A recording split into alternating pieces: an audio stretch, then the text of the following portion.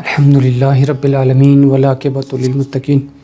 والصلاۃ والسلام علی سید الانبیاء والمرسلین اما بعد فاعوذ باللہ من الشیطان الرجیم بسم اللہ الرحمن الرحیم۔ حضور نبی کریم رؤوف رحیم صلی اللہ تعالی علیہ وآلہ وسلم کا ارشاد پاک، کچھ فرشتے آسمان سے زمین پہ تشریف لاتے ہیں جمعرات اور جمعے والے دن، جن کا کام یہ ہوتا ہے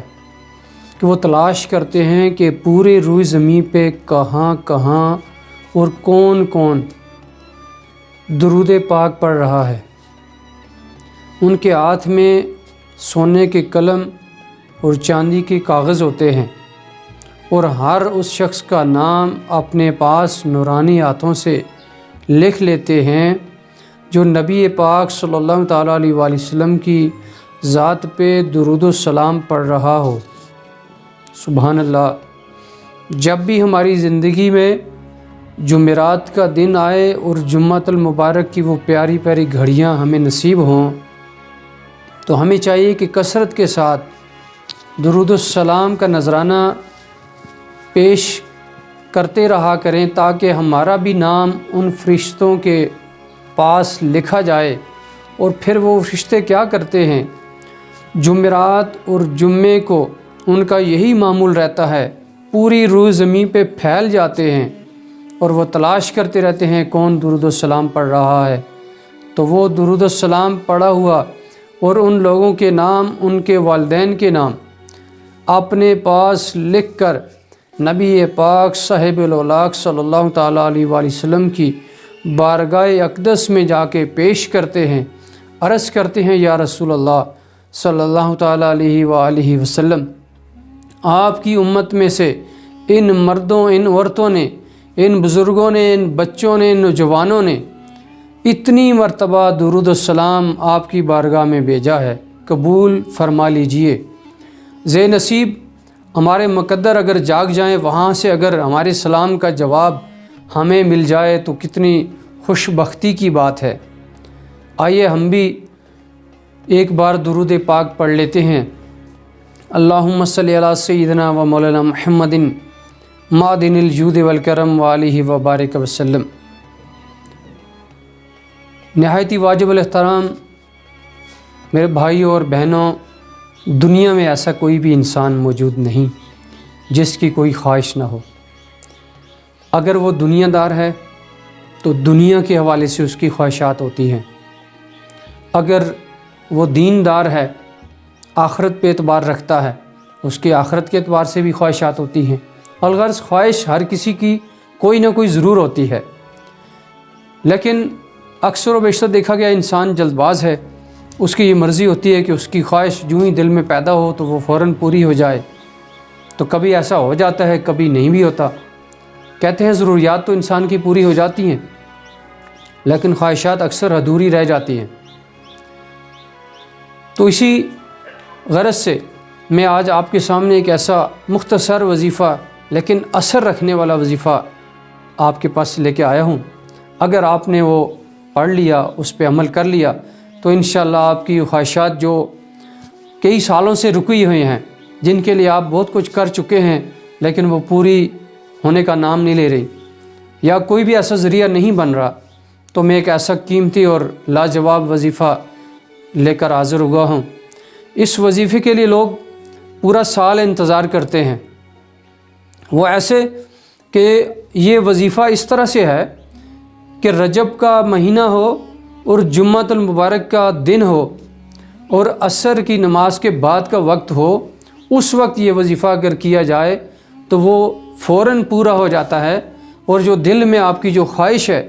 جو آپ تمنا رکھتے ہیں، جو آپ کے دل میں جو حسرت ہے، جو آپ پوری کروانا چاہتے ہیں، تو وہ اس دن الحمدللہ اس وظیفے کی برکات ایسی ہیں، اس میں اتنا اثر ہے کہ بندہ وہ پڑھتا جاتا ہے، اس کی ضروریات پوری ہوتی جاتی ہیں، اور وہ ایسا ہو ہی نہیں سکتا کہ وہ وظیفہ پڑھے اور اس کی وہ خواہش پوری نہ ہو۔ اس کا طریقہ کار یہ ہے کہ آپ نے کاغذ پہ اپنی حاجت لکھنی ہے۔ اگر کوئی اسلامی بھائی اور بہن لکھنا نہیں جانتے تو وہ حاجت اپنے دل میں پکا اس کو بٹھا لیں اور اس کا تہیہ کر لیں، اس کی نیت کر لیں کہ ہم نے اس کام کے لیے وظیفہ کرنا ہے۔ یعنی جو بھی آپ کی حاجت ہے، اگر آپ لکھنا جانتے ہیں یا کسی سے بھی لکھوا سکتے ہیں، لیکن کسی سے لکھوائیں گے تو وہ راز نہیں رہے گا، وہ اچھا نہیں ہوگا کہ آپ کسی اور سے اپنی حاجت لکھوا کے وہ پڑھیں گے۔ حرج کو نہیں ہے، لیکن اگر پردہ رہے تو زیادہ بہتر ہے۔ اگر وہ آپ لکھنا نہیں جانتے تو آپ دل ہی دل میں وہ خواہش، وہ حاجت، وہ تمنا رکھ کے